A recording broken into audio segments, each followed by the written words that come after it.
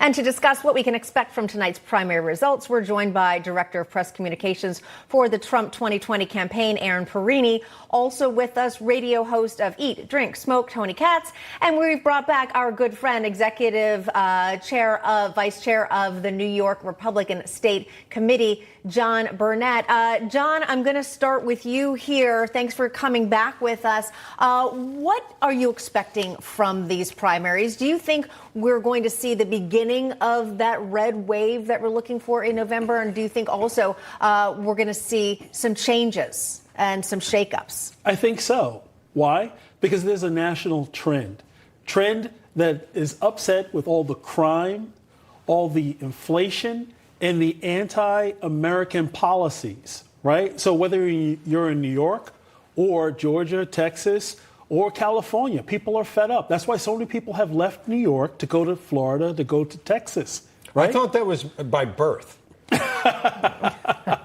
Well, there's a lot of different reasons, right? Well, but the thing is that people are always concerned about everyday things that impact their lives. Right? Yeah. They're not worried about all these high-level things that, the climate change. People want, what change they want? They want change in their pockets. Yeah, and so let's bring in Aaron Perini. Aaron, you keep a close eye on this. You're involved with a lot of them. What is motivating voters? And let me put it in the context of there was supposed to be a huge red wave this November, but more and more people think maybe it's not going to be a red wave. Why?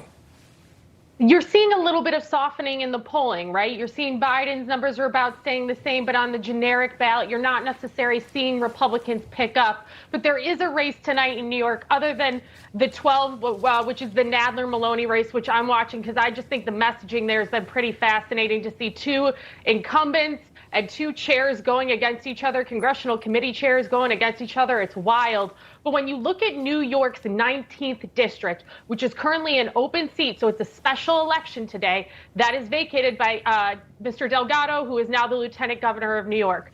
Mark Molinaro is the Republican in that race. He ran for governor previously, so his name recognition in the state is quite high. If he wins that seat, you see a bit more of a sign toward a red wave. That was a seat clearly held by a Democrat, won by Joe Biden in 2020. So that's a race I'd watch. Now, if the Democrats hold that seat, that's not to say a red wave can't still happen, that we can't pick up some of those softer seats. But it does mean you're less likely to get into some of those deeper competitive races. It's not always going to be a bellwether for the rest of the country, but it's something to watch. Yeah, and Tony, one of the major races to watch today is between Florida Democrats Nikki Fried and Charlie Crist. Now, the winner of that race will face off against Governor DeSantis in the general election in November, who has risen to political stardom recently, as some might say. He just released this ad before today's primaries. Check it out. Today's training evolution, dogfighting, taking on the corporate media. The rules of engagement are as follows. Number one, don't fire unless fired upon, but when they fire, you fire back with overwhelming force.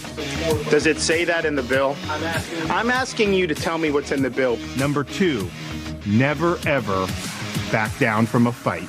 If I could complete the question, though. So you're going to give a speech or ask a question? Number three, don't accept their narrative. It's wrong. It's a fake narrative. All right, top gov indeed. Whoever did that ad, it's a brilliant political ad. Tony Katz, do either of these Democrats stand a chance really against defeating DeSantis? No. Okay. No. We're watching two people run for who gets to be the biggest sacrificial lamb.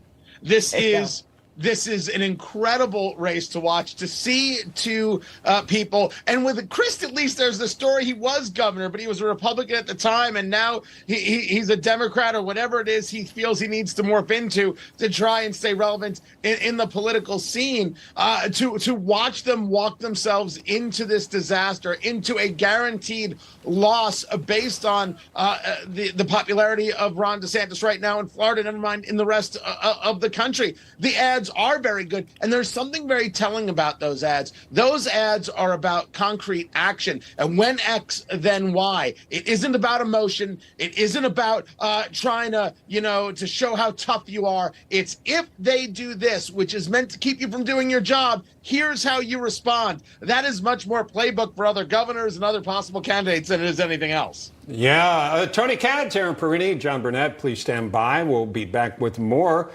with you. Meanwhile,